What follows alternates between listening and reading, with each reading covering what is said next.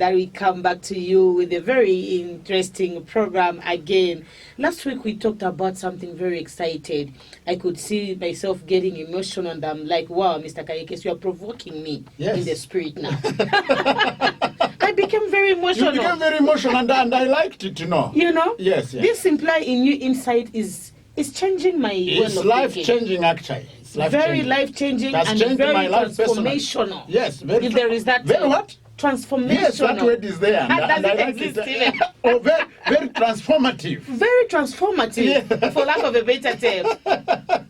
Well, our dear listeners, welcome to your favorite program. Today we're going to be talking about something very important. Last week, we were talking about positioning and repositioning yourself as an employer. But this particular week, we're going to look at something very different, which I'm going to mention to you. But maybe before that, Mr. Kayekes, I would like us to do a recap. Yes. First of all, good afternoon and welcome to the program. Thank you very much. I can almost see forgot about you. Yes, I I'm already in the book. The emotions are already in the in the book. In the insights, yes, the employer in your insights. The employer in your insights. In your insights, yes. Yeah, great. So otherwise, I can see, yes, we are getting somewhere. We are getting somewhere. I am learning, and that is my prayer for the listeners out there. Okay. That each time we come with the employer in your insights, you get to transform your mind. You get to reposition your mind to a place where God desires you to be. Yes. So last week we were talking about, you actually referred to Jacob having repositioned himself and released the employer in him. What was Jacob's secret, first of all?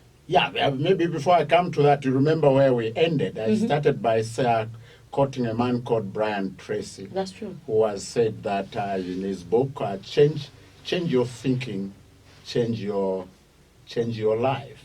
And also you remember we talked about Romans chapter 12, verse 2, which says, don't be conformed to the patterns or to the standards of this world, but be transformed by the renewing of your mind.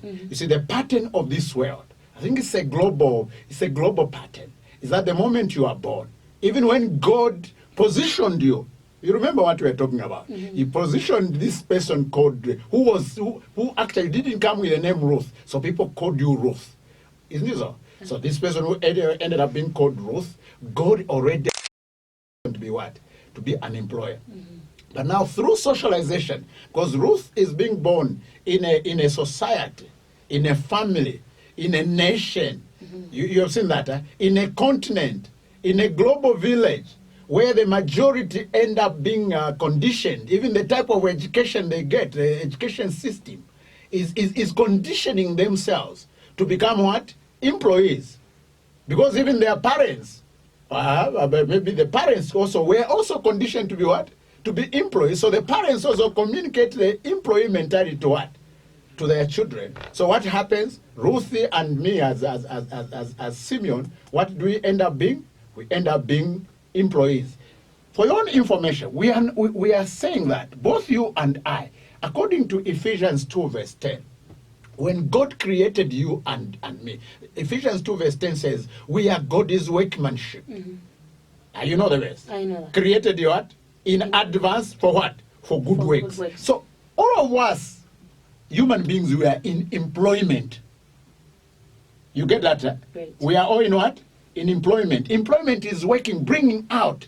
Employment comes from the word employ, releasing the potential, okay, that is in you, releasing the gifts, releasing the expertise, releasing your mind.